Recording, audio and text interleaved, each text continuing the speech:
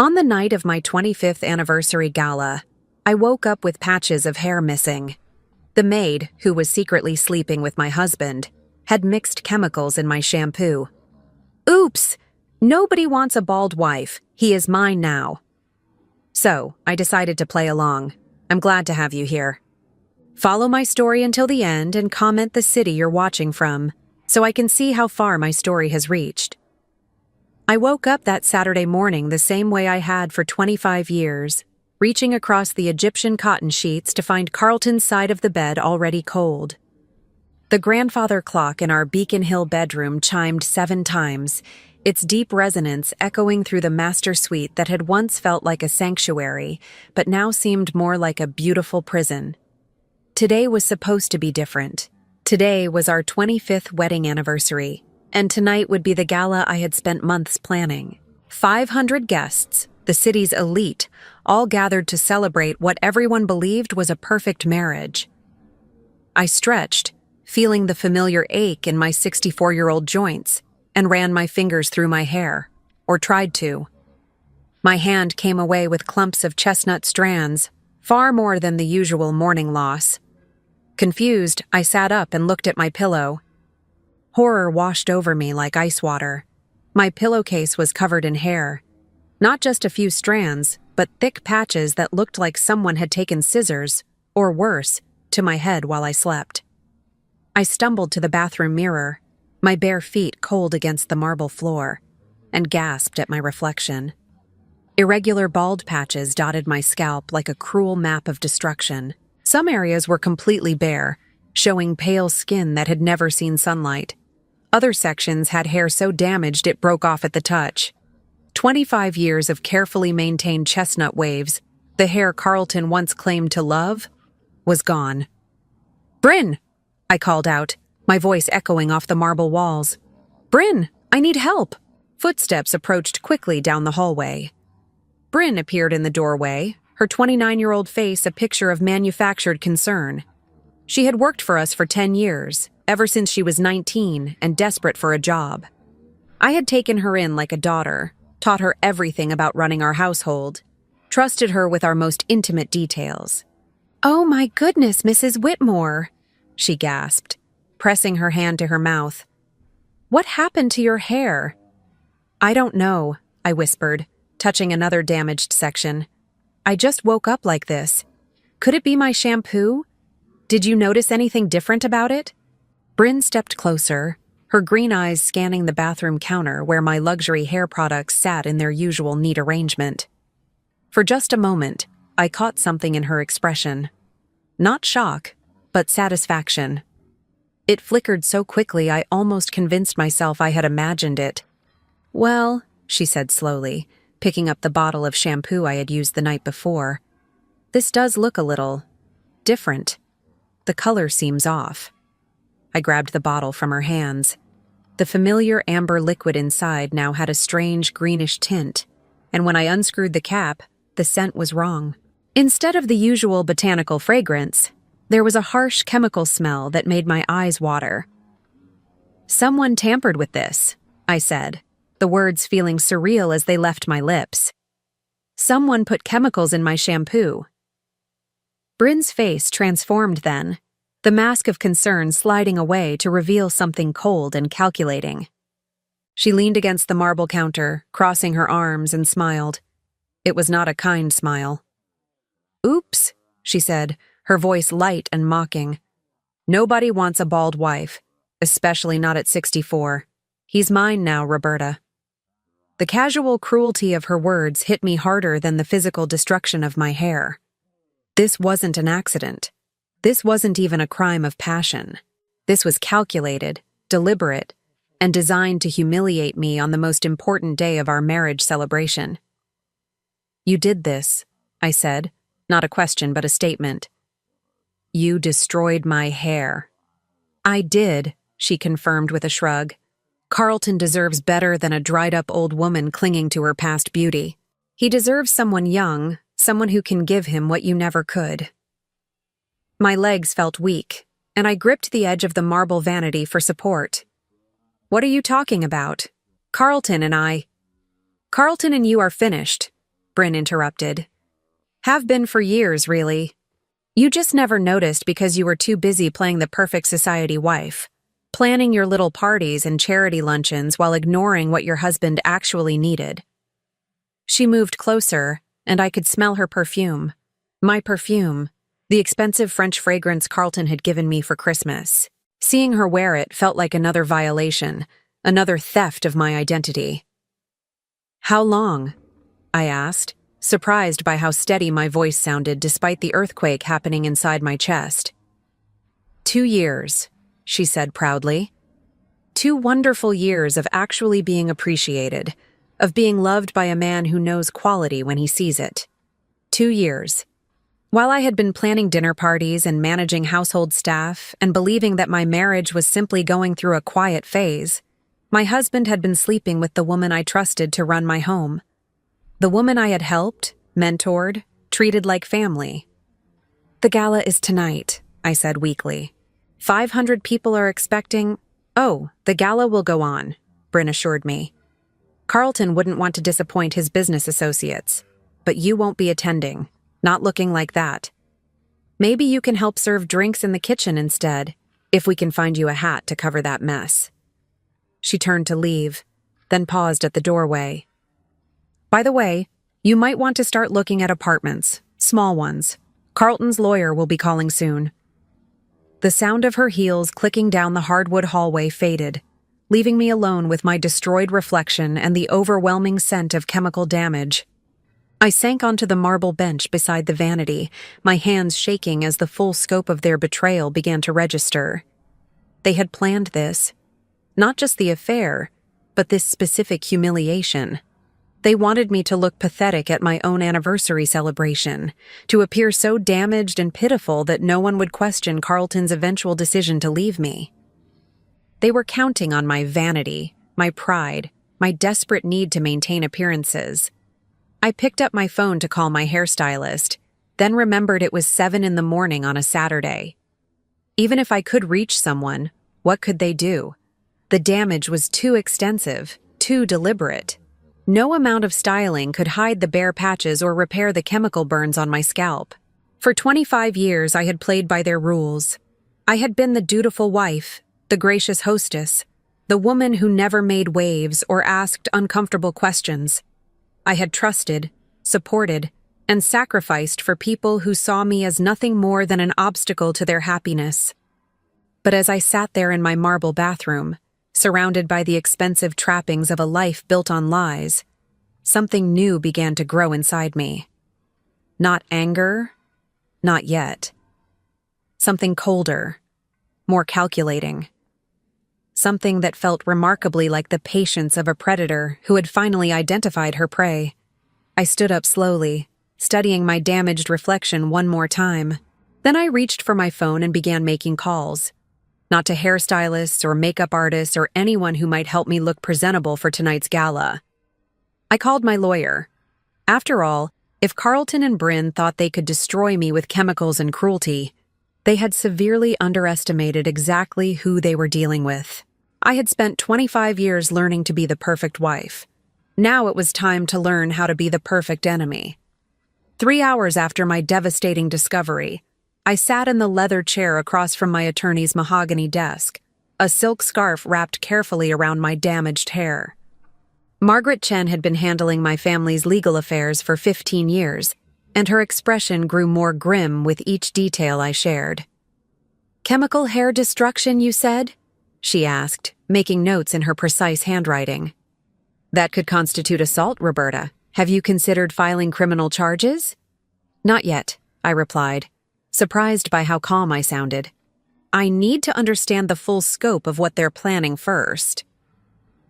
Margaret leaned back in her chair, studying me with the sharp intelligence that had made her one of Boston's most respected family attorneys. "You're not acting like someone who just discovered her husband's infidelity. Most clients come in here emotional, demanding immediate action." I touched the silk scarf self-consciously.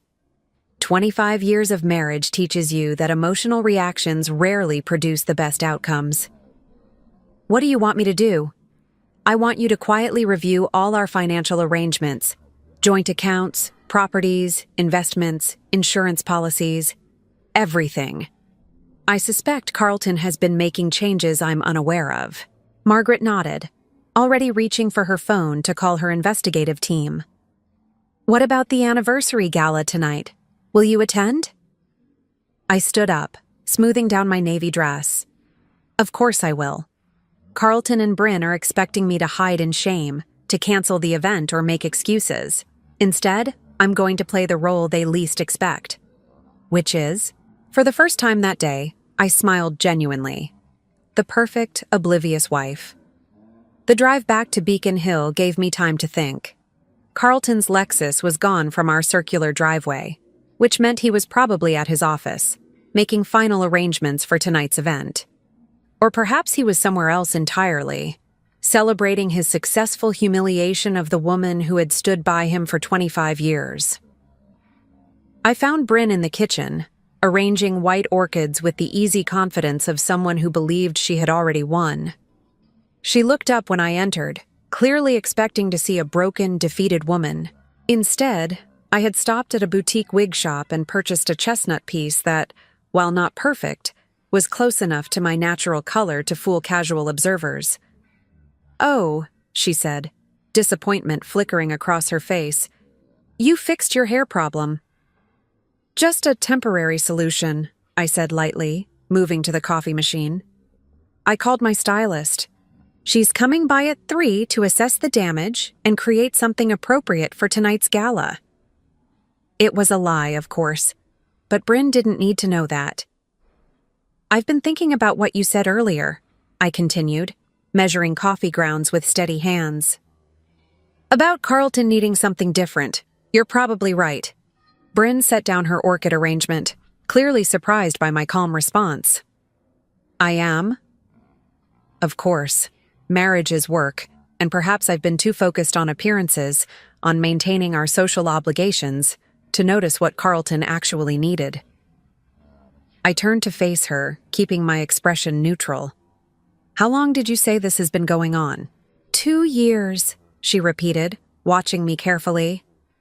2 years, I mused. And I never suspected. I suppose that says something about how disconnected we've become. This wasn't the reaction she had expected. Bryn had prepared for tears, rage, desperate attempts to save my marriage. She hadn't prepared for rational conversation about her betrayal. "You're taking this surprisingly well," she said suspiciously. "What choice do I have?" I asked, pouring coffee into 2 cups. "If Carlton is happier with you, then perhaps it's time for me to accept that and figure out my next steps." I offered her a cup. "Would you like some coffee? We should probably discuss the practical arrangements." Bryn accepted the coffee but didn't drink it. "What kind of practical arrangements?"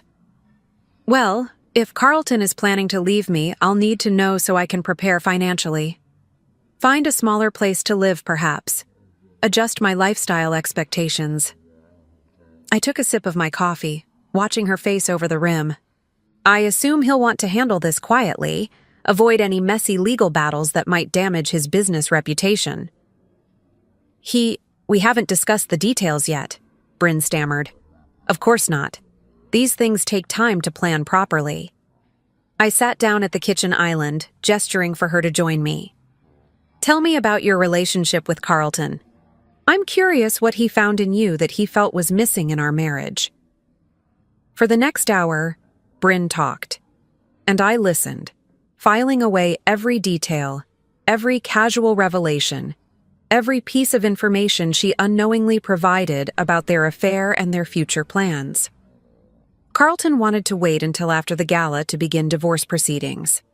They had already looked at condominiums in the Back Bay.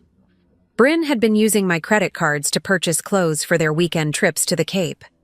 Carlton had been telling her intimate details about our financial situation, our marriage problems, even my private medical appointments. "He says you're impossible to live with," Bryn confided, apparently believing we were now allies in some twisted way. Always concerned with what other people think, never spontaneous, never really present in the moment. That does sound frustrating for him, I agreed. A man needs a woman who can match his energy, His passion for life. Exactly. Bryn's eyes brightened. Carlton is so vital, so full of life. He deserves someone who appreciates that.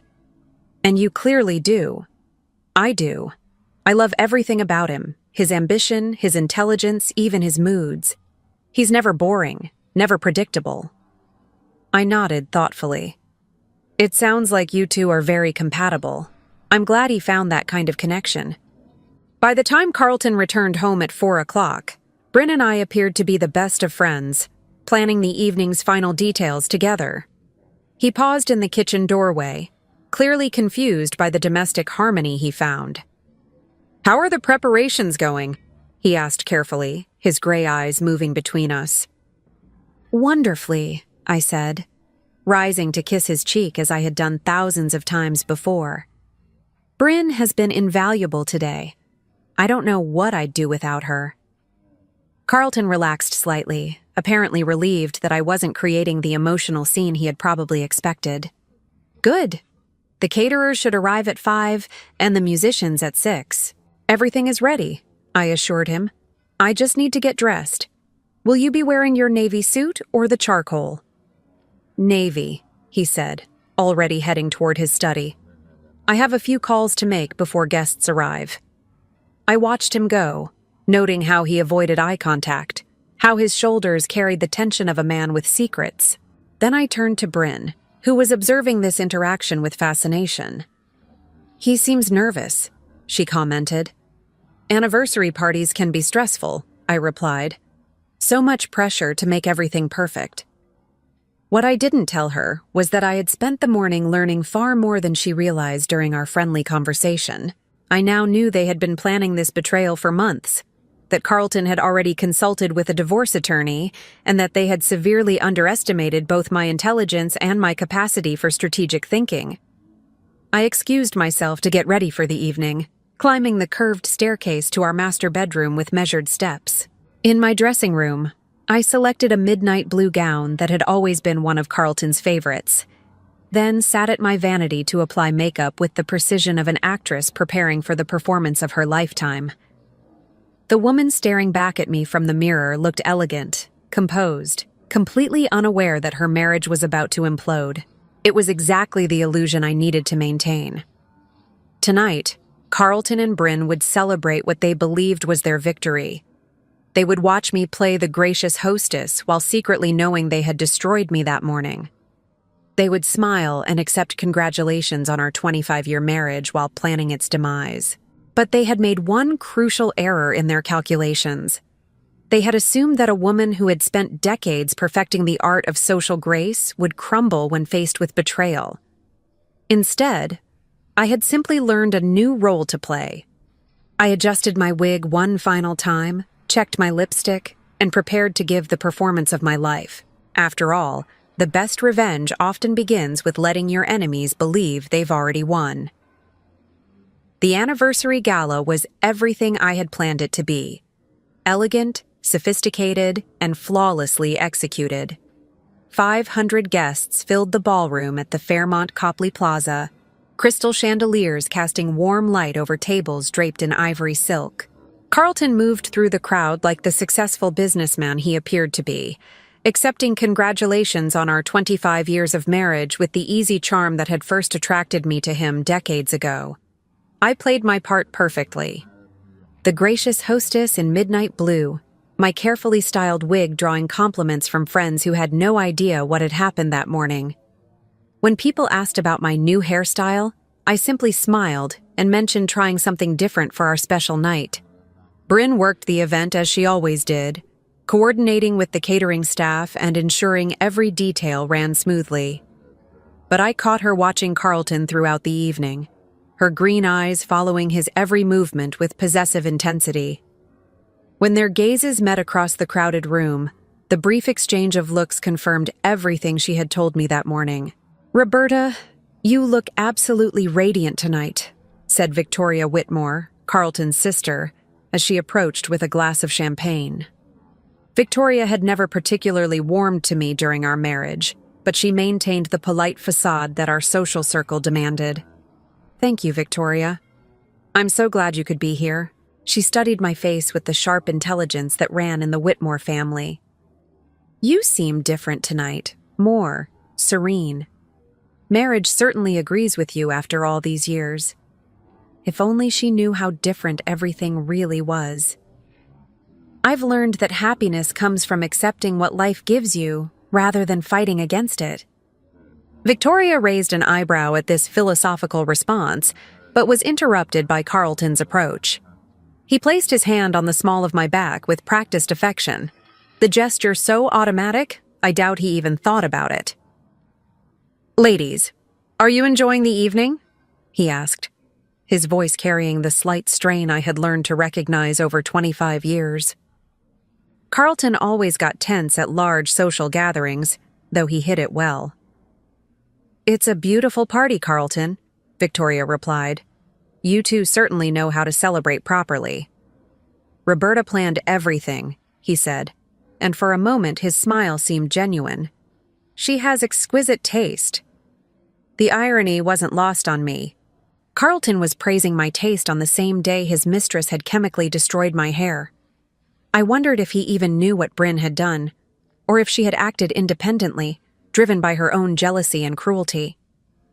"If you'll excuse me," I said graciously, "I should check on the dessert service."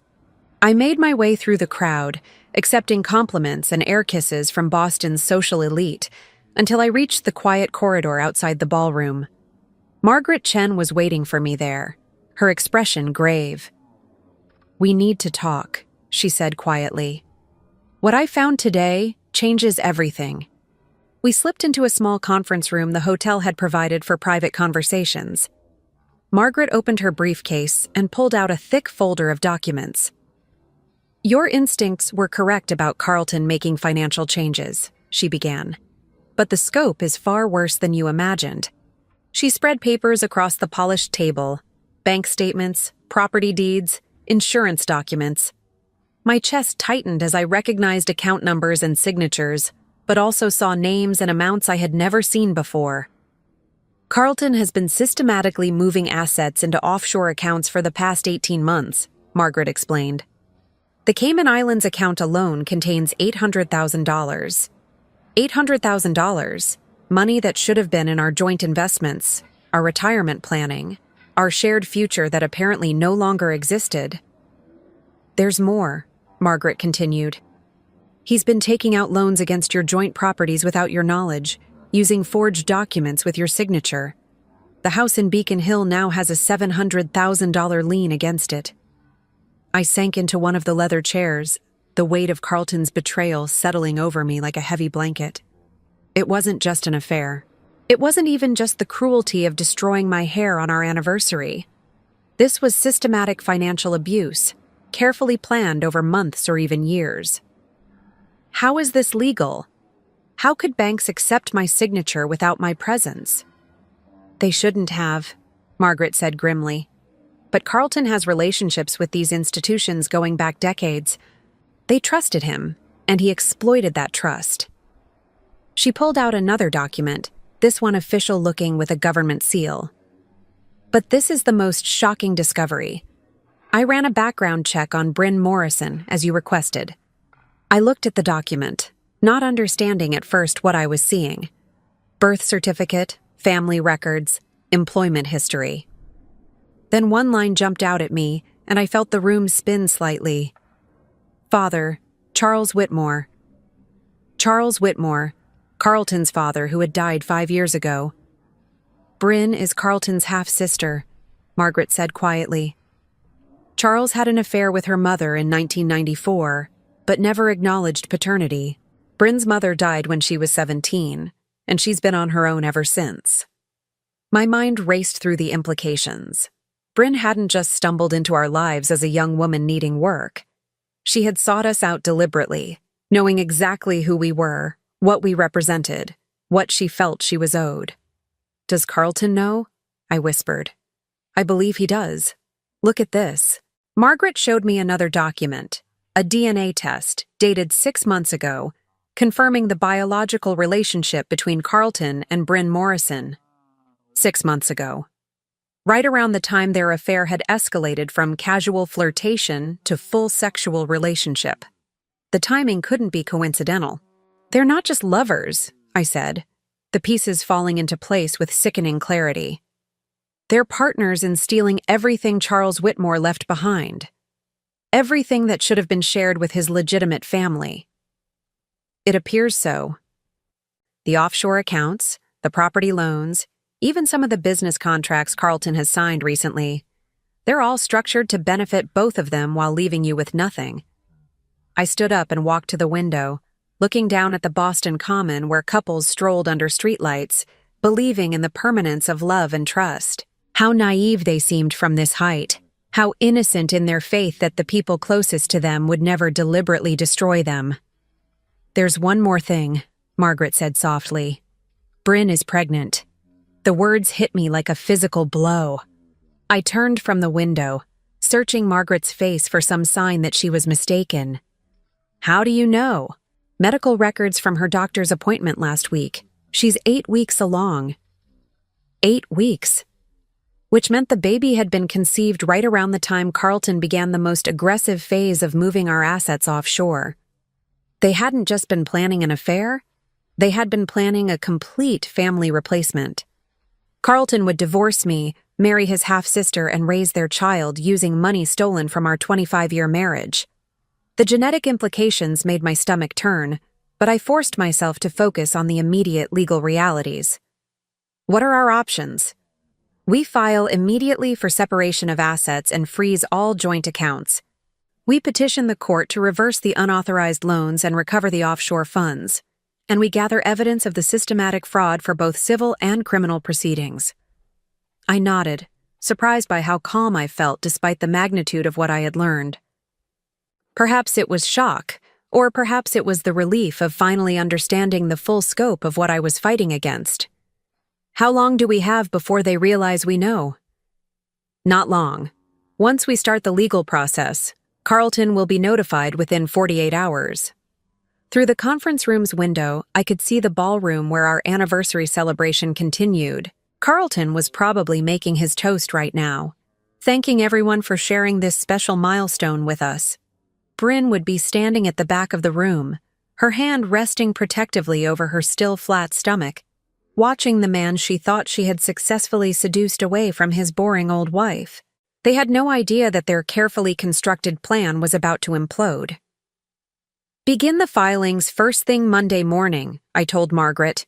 "Everything you mentioned, asset protection, loan reversal, fraud charges, all of it." "What about tonight? Will you confront them?" I gathered my composure, straightening my shoulders and checking my reflection in the conference room's mirror. The elegant woman looking back at me showed no trace of the devastating knowledge I now carried. "No," I said firmly. "Tonight, I'm going to go back to my anniversary party and continue being the perfect wife.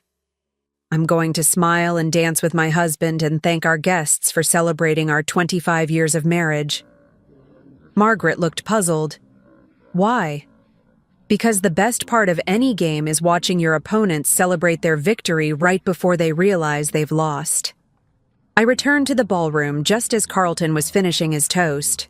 He raised his champagne flute toward me, his face glowing with what anyone else would interpret as marital devotion. "To my beautiful wife, Roberta," he said, his voice carrying across the silent room, "who has made these 25 years the foundation of everything good in my life." The guests erupted in applause. I smiled graciously and raised my own glass, meeting Carlton's eyes across the crowded room. "To foundations," I said quietly, knowing only I could appreciate the irony. After all, foundations could be built up, but they could also be completely destroyed. The Monday morning after our anniversary gala arrived gray and drizzling, perfectly matching my mood as I sat in our sunroom watching Carlton prepare for what he believed was just another ordinary day. He hummed while reading the Financial Times, occasionally glancing up to smile at me over his coffee cup. The picture of a contented husband who had successfully celebrated 25 years of marriage. If only he knew that I had spent the weekend documenting every piece of evidence Margaret Chen would need for the legal filings that were about to destroy his carefully constructed deception. "Beautiful party Saturday night," he said, folding his newspaper with characteristic precision. "You outdid yourself, darling." "Thank you. Everyone seemed to enjoy themselves." I kept my voice light, conversational. "Victoria mentioned how relaxed you looked. She said she hasn't seen you that happy in years." Carlton's smile flickered slightly. "Did she? Well, anniversary celebrations do tend to put things in perspective." Indeed they did. Mine had certainly clarified exactly what kind of man I had been married to for 25 years.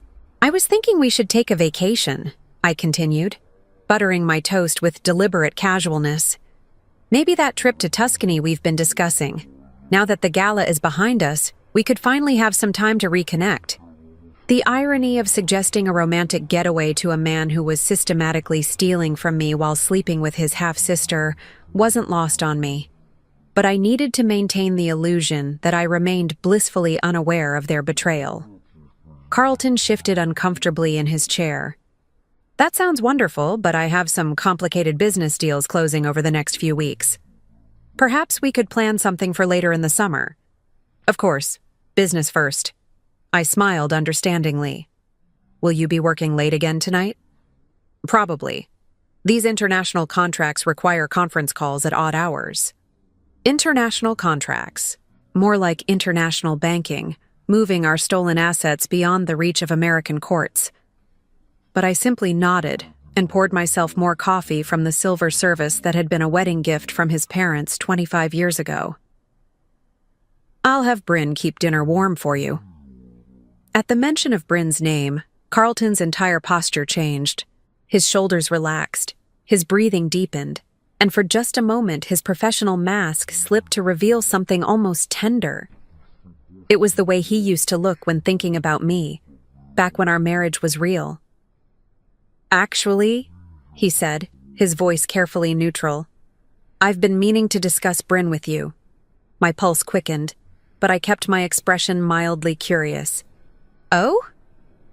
"I think we should give her more responsibilities around the house. She's been with us for 10 years now, and she's proven herself invaluable. Perhaps we could increase her salary, give her more autonomy over household decisions."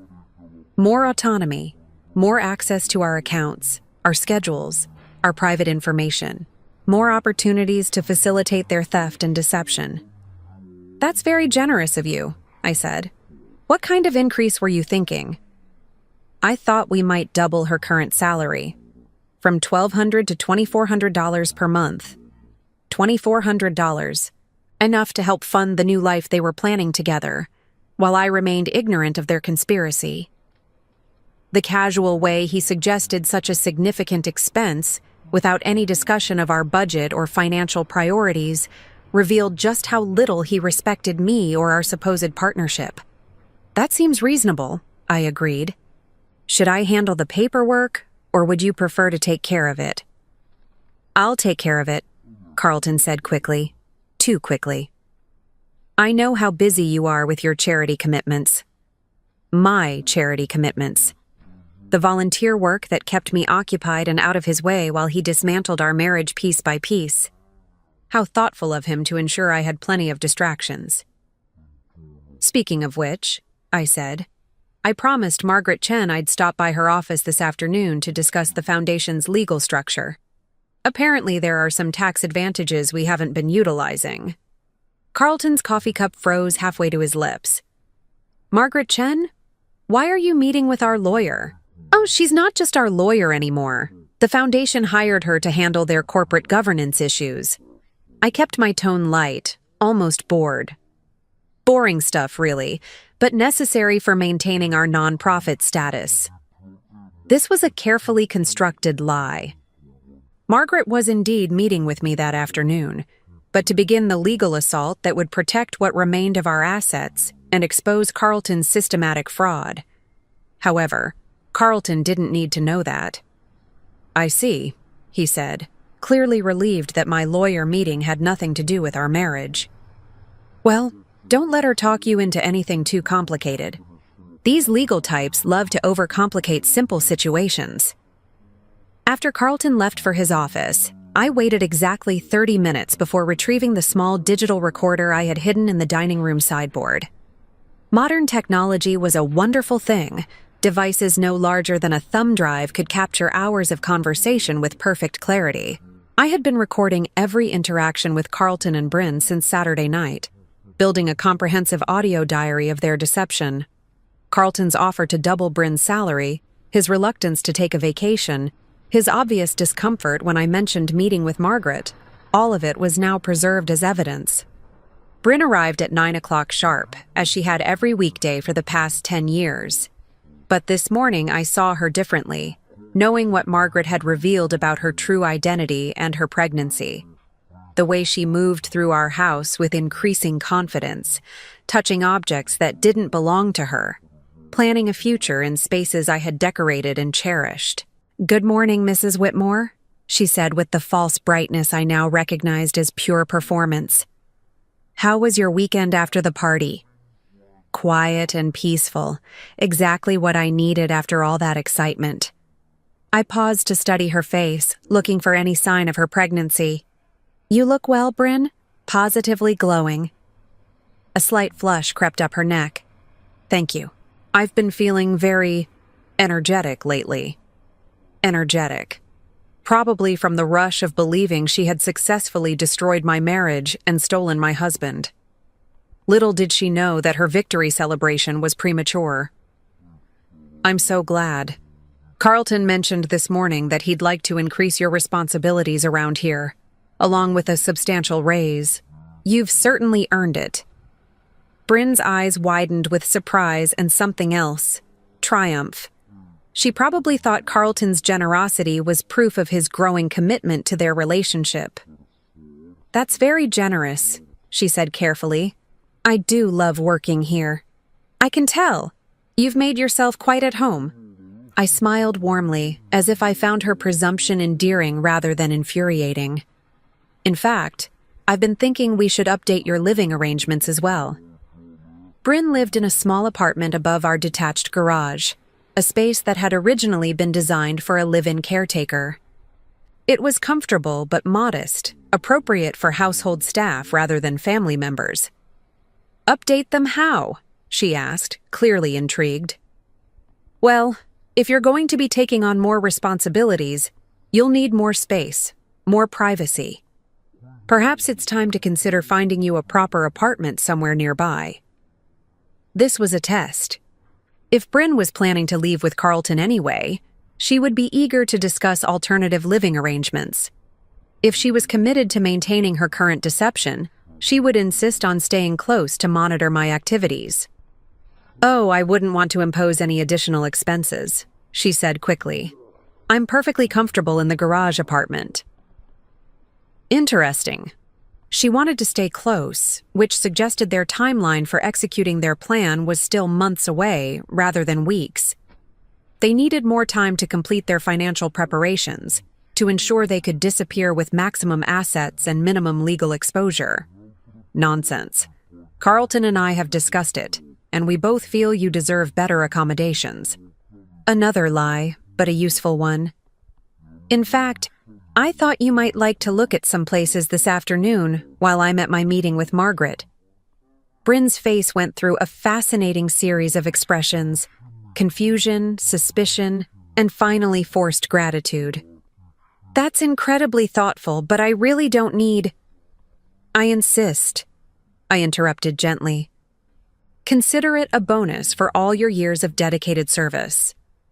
What I was really doing was getting her out of the house for several hours so I could conduct a thorough search of her living space. Margaret had given me a list of documents to look for: bank statements, correspondence, anything that might provide additional evidence of the conspiracy against me. After Bryn reluctantly agreed to spend the afternoon apartment hunting, I called Margaret to confirm our afternoon meeting. But first I had work to do. The garage apartment was accessed by an external staircase, giving Bryn complete privacy from the main house. I had rarely visited the space over the years, trusting her to maintain it appropriately. Now I climbed those stairs with a very different purpose. What I found inside shocked me more than I had expected. The modest apartment I remembered had been transformed into something resembling a shrine to Carlton. Photographs of him covered every surface, some taken at family gatherings, others candid shots taken without his knowledge. Magazine articles featuring his business successes were framed on the walls. Even more disturbing was a collection of my personal items that had gone missing over the years. Jewelry, scarves, perfume bottles, displayed on her dresser like trophies. But the most damaging evidence was hidden in a shoebox under her bed. Bank statements showing regular deposits from Carlton's personal account. Copies of legal documents related to the offshore banking arrangements. And most shocking of all, a handwritten timeline detailing their plan to systematically drain our joint assets before filing for divorce. According to Bryn's notes, they had originally planned to wait until our anniversary had passed to avoid any suspicious timing. The baby had accelerated their schedule, but they still intended to complete several more asset transfers before making their move.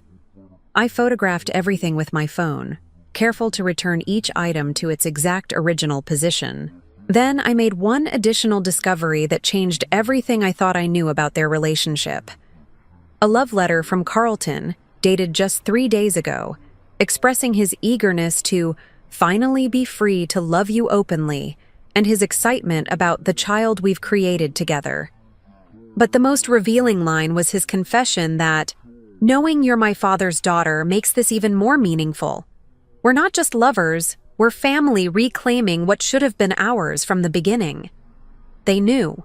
They both knew they were half-siblings, and far from being disturbed by the genetic relationship, they saw it as justification for their theft and betrayal. In their twisted logic, Bryn's illegitimate connection to Charles Whitmore gave them the right to steal everything I had helped Carlton build during our marriage. I sat in Bryn's violated living space, surrounded by evidence of 25 years of deception, and felt something I hadn't experienced since childhood. Pure, crystalline rage. Not the hot anger that makes people act impulsively, but the cold fury that makes them act decisively. By the time I met Margaret that afternoon, I had enough evidence to destroy them both completely. The question was no longer whether I could protect myself. It was how thoroughly I wanted to devastate the people who had betrayed me so completely. As it turned out, the answer was very thoroughly indeed. 3 weeks had passed since I discovered the full scope of Carlton and Bryn's betrayal, and I had spent every day of that time preparing for this moment. Tonight was the annual Whitmore Foundation Charity Gala, an event I had organized for 15 consecutive years, raising millions for children's literacy programs across New England. It was also going to be the stage for the most important performance of my life. The ballroom at the Four Seasons sparkled with understated elegance. 800 guests mingled beneath crystal chandeliers. The cream of Boston society gathered to support a worthy cause while enjoying an evening of fine wine and strategic networking.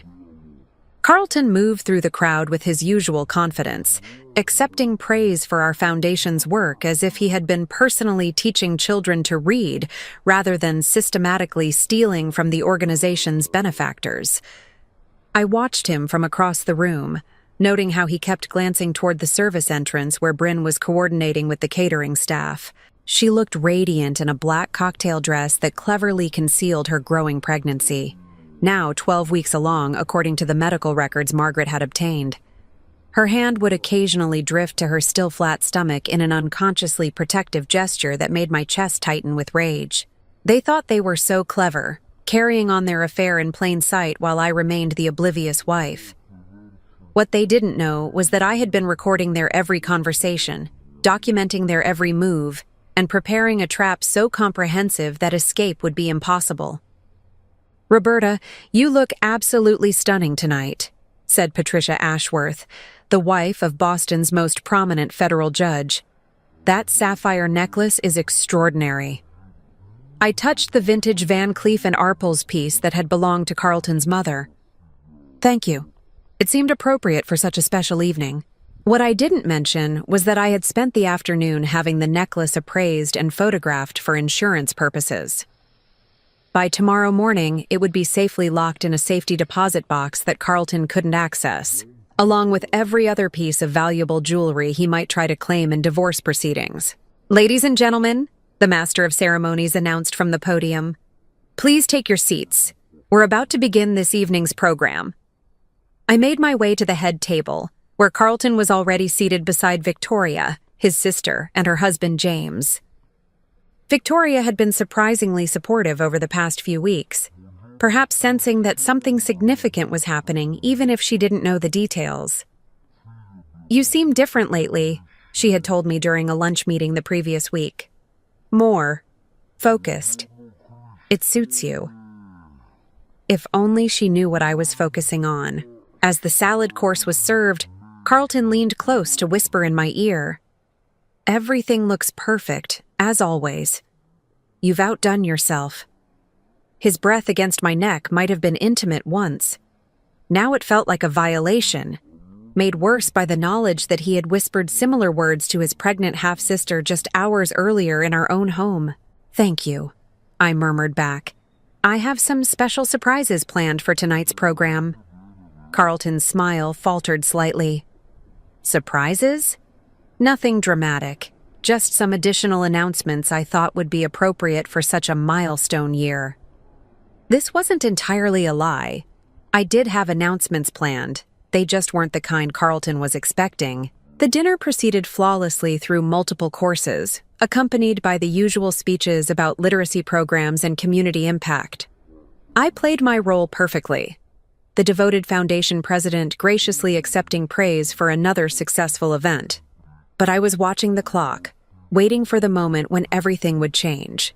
At exactly 9:30, as dessert was being served, I rose from my seat and moved to the podium.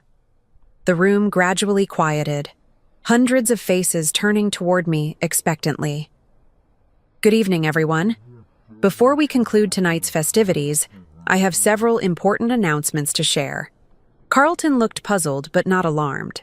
Across the room, Bryn had paused in her coordination duties to watch my speech.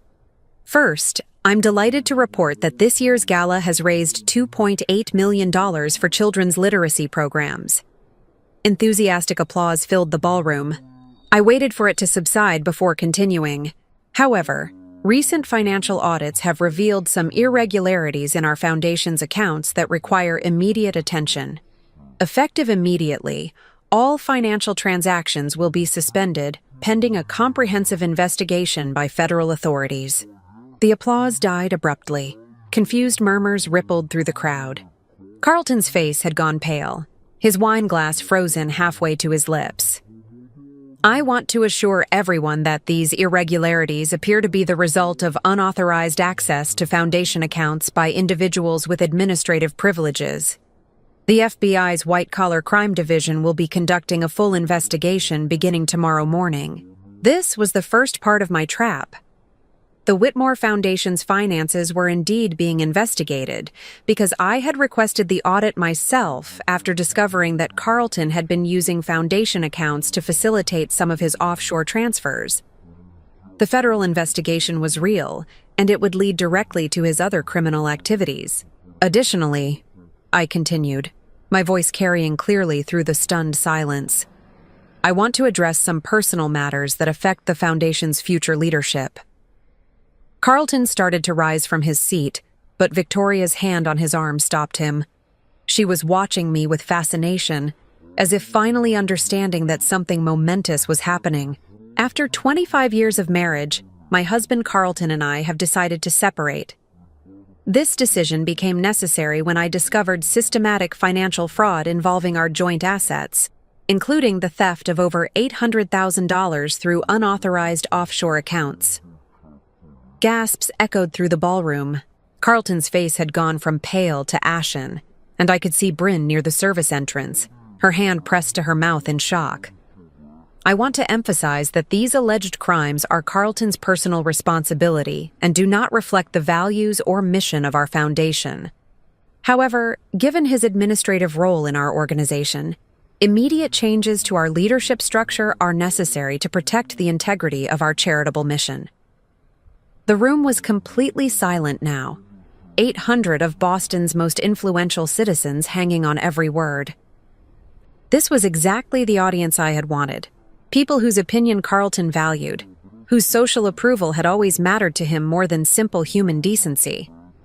Furthermore, I said, my voice growing stronger with each revelation, I recently learned that the individual responsible for facilitating these financial crimes is someone we trusted completely. Our longtime household manager, Bryn Morrison. What makes this betrayal particularly shocking is that Ms. Morrison is carrying my husband's child, conceived during their 2-year affair. The collective intake of breath was audible. Several women at nearby tables reached for their wine glasses, needing something to steady themselves. Carlton had half risen from his chair again, his mouth opening and closing soundlessly. But perhaps most disturbing of all, I continued, knowing this final revelation would destroy any remaining sympathy for their situation. Recent DNA testing has confirmed that Ms. Morrison is Carlton's half-sister, the illegitimate daughter of his deceased father, Charles Whitmore. This time the gasps turned to sounds of genuine horror.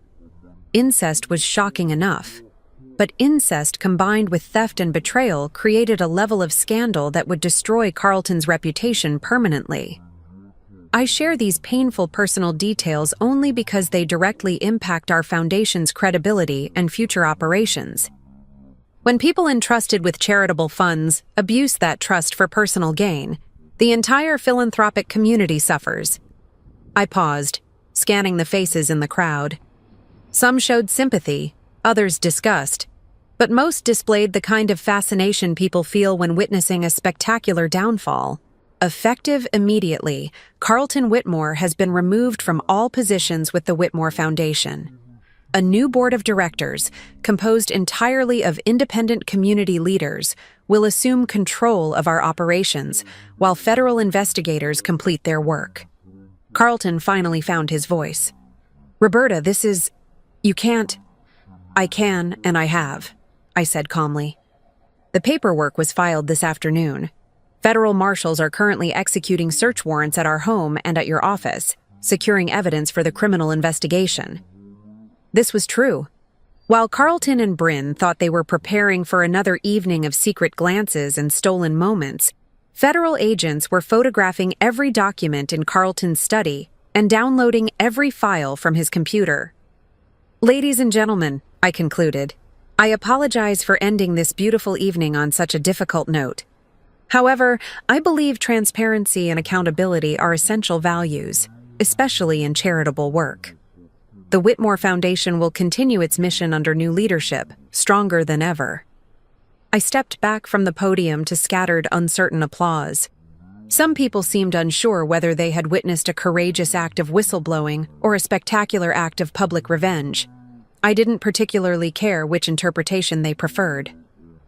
Carlton was on his feet now, moving toward me with desperate urgency, but hotel security personnel whom I had briefed earlier intercepted him before he could reach the head table. Mrs. Whitmore, one of the officers said quietly, we have instructions to escort Mr. Whitmore from the premises. Federal agents are waiting to speak with him in the lobby. As Carlton was led away, his face a mask of shock and humiliation, I caught sight of Bryn near the service entrance. She was backing toward the exit, her face pale with terror, one hand protectively covering her stomach. But she wouldn't escape that easily. Federal agents were waiting for her as well, with questions about her role in facilitating Carlton's financial crimes and her use of fraudulent identification to gain employment in our household. Victoria approached the podium, her expression a mixture of admiration and concern. Are you all right? She asked quietly. I'm better than I've been in years, I replied honestly. For the first time in decades, I know exactly where I stand. What will you do now? I looked around the ballroom, at the faces of people I had known for decades, people who would spend the next several months dissecting every detail of Carlton's downfall. Some would whisper that I had been too harsh, too public in my revenge. Others would praise my courage in exposing corruption and protecting charitable funds.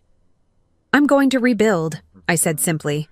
Starting tomorrow, I'm going to create a life based on truth rather than appearances. It's going to be considerably smaller than what I had before, but it will be entirely mine. As federal agents led Carlton and Bryn away in handcuffs, a sight that would dominate Boston social media for weeks, I felt something I hadn't experienced in 25 years. Complete and total freedom. The trap had worked perfectly. Carlton would face federal charges for fraud, money laundering, and theft. Bryn would be charged as an accomplice and would likely serve time in federal prison, where giving birth to her half-brother's child would be the least of her problems. And I would be free to discover who I really was when I wasn't busy being the perfect wife to a man who had never deserved my devotion. It was, I realized, the best anniversary gift I had ever given myself. 6 months after the night that changed everything, I stood in the kitchen of my new home in Cambridge, watching the morning light filter through gauze curtains as I prepared coffee in a simple French press. The ritual was slower than the elaborate espresso machine I had operated for 25 years in Beacon Hill, but there was something deeply satisfying about the deliberate pace, the attention required for each step. My new life was full of such small revelations. The house itself was a Victorian cottage I had purchased with my own money that had been rightfully mine all along, once federal investigators finished unraveling Carlton's financial deceptions. It was perhaps 1/10 the size of our former mansion, but every square foot belonged entirely to me. No shared mortgages, no joint accounts, no hidden liens or secret obligations. The legal proceedings had moved with surprising speed once federal authorities became involved. Carlton's offshore accounts had been frozen within days, and his systematic fraud had been so well documented that plea negotiations began almost immediately. His lawyers had advised cooperation in exchange for reduced sentencing, which meant I learned details about his deceptions that I might never have discovered otherwise. The depth of his betrayal had been staggering. For more than 3 years, he had been systematically draining not just our joint accounts, but also the Whitmore Foundation's emergency reserves, using the stolen funds to purchase properties that he registered under false names. The total amount approached $1.6 million by the time investigators finished their calculations. But perhaps more painful than the financial theft was the revelation of how long I had been living a lie. Carlton's affair with Bryn hadn't lasted 2 years, as she had initially claimed. It had begun almost immediately after she joined our household 10 years ago, when she was 19 and he was 57. What I had interpreted as fatherly mentorship had actually been grooming, and what I had seen as household efficiency had been the systematic invasion of my privacy and dignity. My phone buzzed with a text message, interrupting my morning reflection. Margaret Chen, checking on my adjustment to civilian life, as she jokingly called my existence outside the federal investigation. Margaret. Coffee later. I have updates on the sentencing. Me. My place at 2? I'll make lunch. Cooking had become one of my unexpected pleasures in this new life. For 25 years, elaborate meals had been Bryn's responsibility or the caterer's art. Now I was discovering the meditative quality of chopping vegetables, the satisfaction of creating something nourishing with my own hands. At exactly 2 o'clock, Margaret knocked on my front door. She looked more relaxed than I had seen her during the intense months of legal proceedings, wearing jeans and a casual sweater instead of her usual courtroom armor. "This place is perfect," she said, settling into one of the comfortable armchairs I had chosen for my small living room. "How are you adjusting?" "Better than I expected." I poured tea from a ceramic pot, another small ritual that marked my new life. Some days I wake up and can't believe how quiet it is. No staff, no social obligations, no one needing anything from me except what I choose to give. And Carlton's sentencing? The question I had been both anticipating and dreading. What did the judge decide? Margaret's expression grew serious. 7 years for Carlton, 3 for Bryn. They'll serve their time in separate federal facilities, and Carlton will be required to make full financial restitution to both you and the foundation. 7 years. Carlton would be 74 when he was released, his business reputation destroyed, his social standing obliterated. Bryn would serve her time in a women's federal prison, giving birth to her child under circumstances I couldn't allow myself to contemplate too deeply. "How do you feel about that?" Margaret asked gently. I considered the question seriously. 6 months ago, I might have felt triumphant about their punishment, vindicated by the justice system's recognition of the crimes committed against me. Now I felt something more complex. Not satisfaction exactly, but a kind of closure that allowed me to stop defining my life in relation to their betrayal. "I feel free," I said finally. Free to stop thinking about them, stop planning around them, stop defining myself as either their victim or their victor. Margaret nodded approvingly. "That's healthy. What about Victoria? Have you stayed in touch?" Victoria Whitmore had surprised me throughout the legal proceedings. Rather than defending her brother or maintaining family loyalty, she had publicly supported my decision to expose his crimes. She had even testified as a character witness during my testimony, describing the years of financial abuse I had endured without fully understanding what was happening. "We have dinner once a month," I said.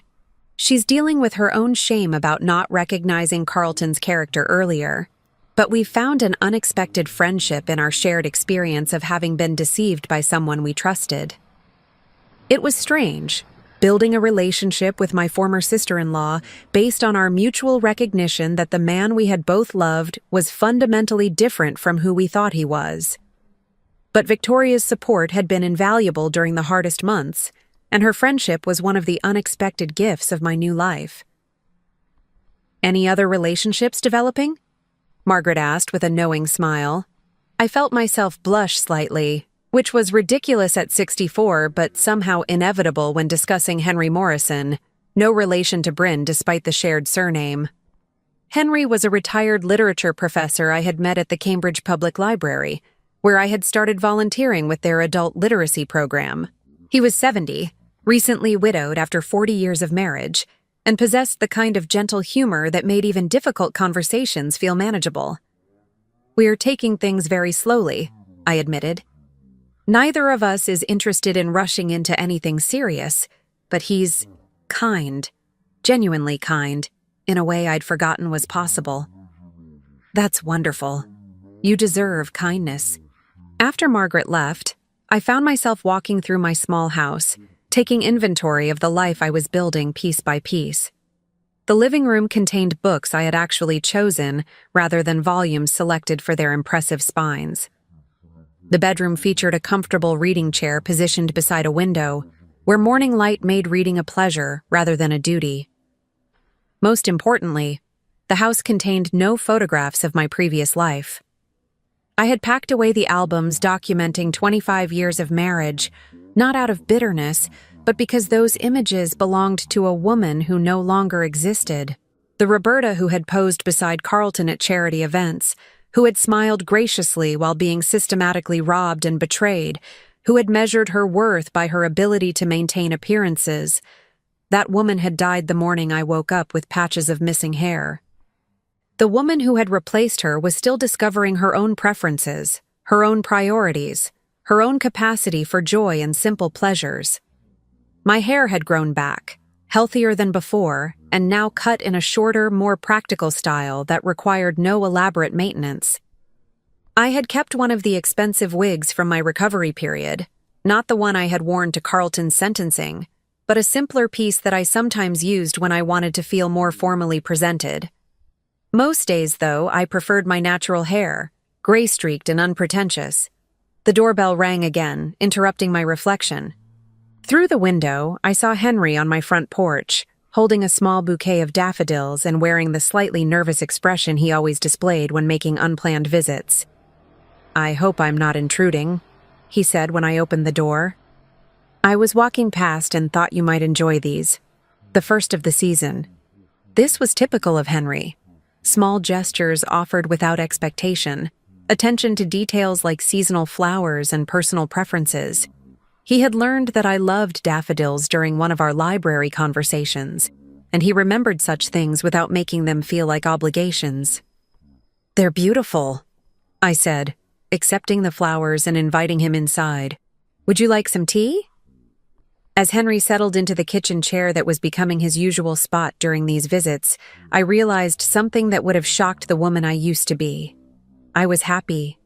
Not the desperate, anxious happiness of someone afraid to lose what they had, but the deep, quiet satisfaction of someone who had built exactly the life they wanted.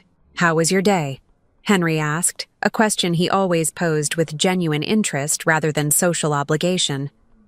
"Productive," I said, arranging the daffodils in a simple glass vase.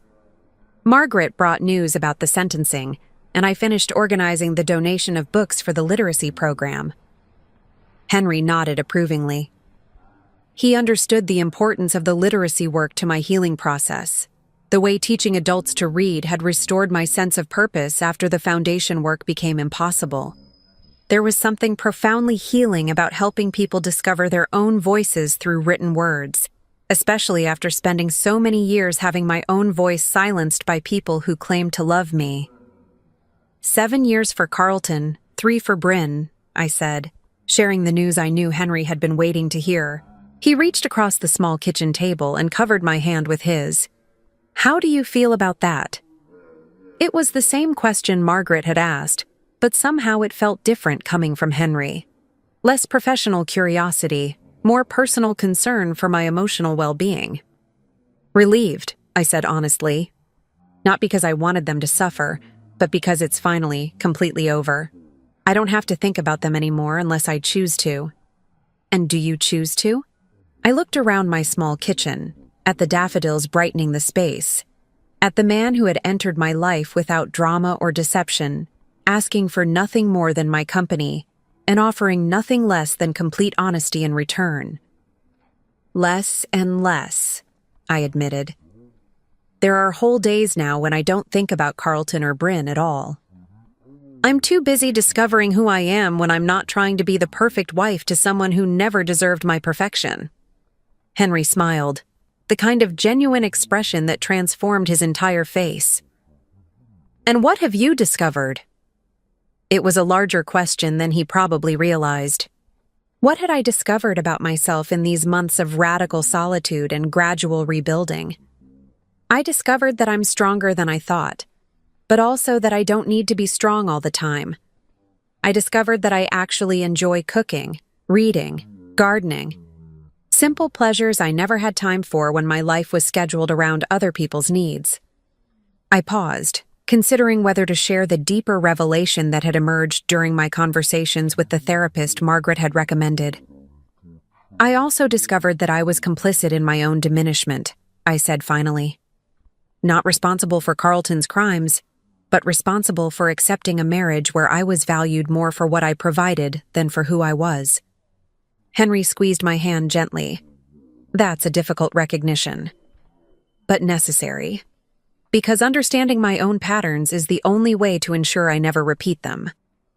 We sat in comfortable silence for several minutes, drinking tea and watching the afternoon light shift across my small garden. This was another revelation, that silence with the right person could be more intimate than conversation with the wrong one. "I should let you get back to your evening," Henry said eventually, though he made no immediate move to leave. "Actually," I said, surprising myself with the spontaneity, "would you like to stay for dinner? I was planning to try a new recipe, and it's always better to have someone to share it with." His face lit up with pleasure.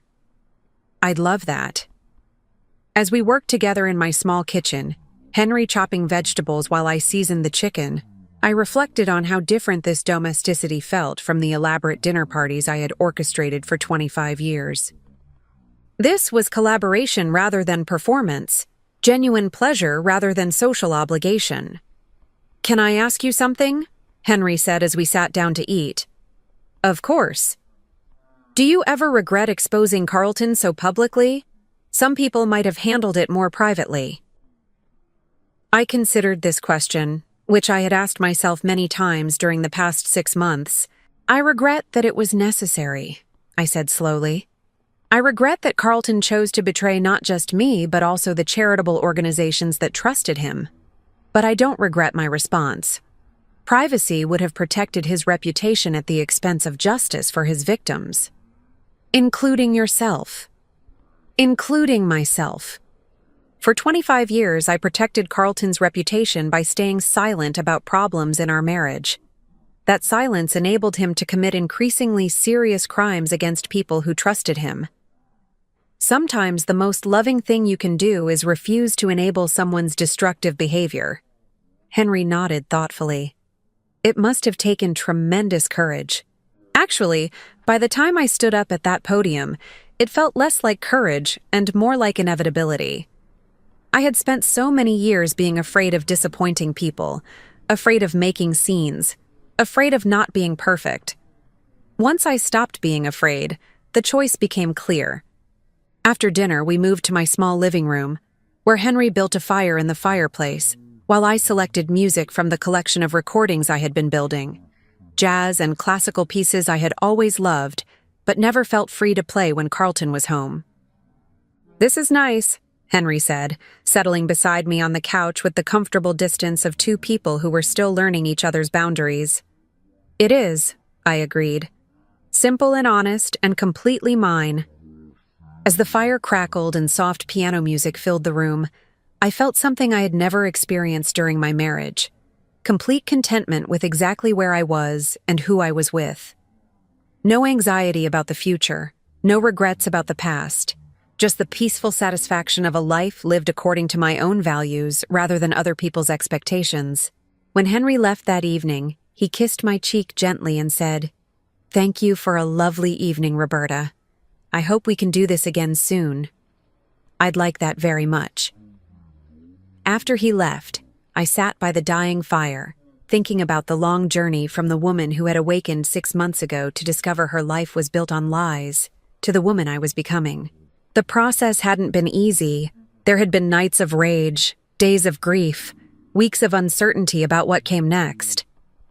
But as I prepared for bed in my small, honest house, I realized that every moment of difficulty had been worth it for this.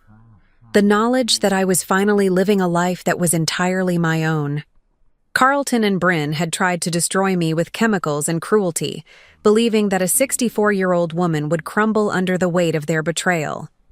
Instead, they had freed me from a prison I hadn't even realized I was living in. The woman who had spent 25 years being the perfect wife was gone forever. In her place was someone stronger, wiser, and infinitely more content with the beautifully imperfect life she was building, one honest day at a time. And that, I realized as I turned off the lights and headed upstairs to my peaceful bedroom, was the greatest revenge of all. Now, I'm curious about you who listened to my story. What would you do if you were in my place? Have you ever been through something similar? Comment below, and meanwhile, I'm leaving on the final screen 2 other stories that are channel favorites, and they will definitely surprise you. Thank you for watching until here.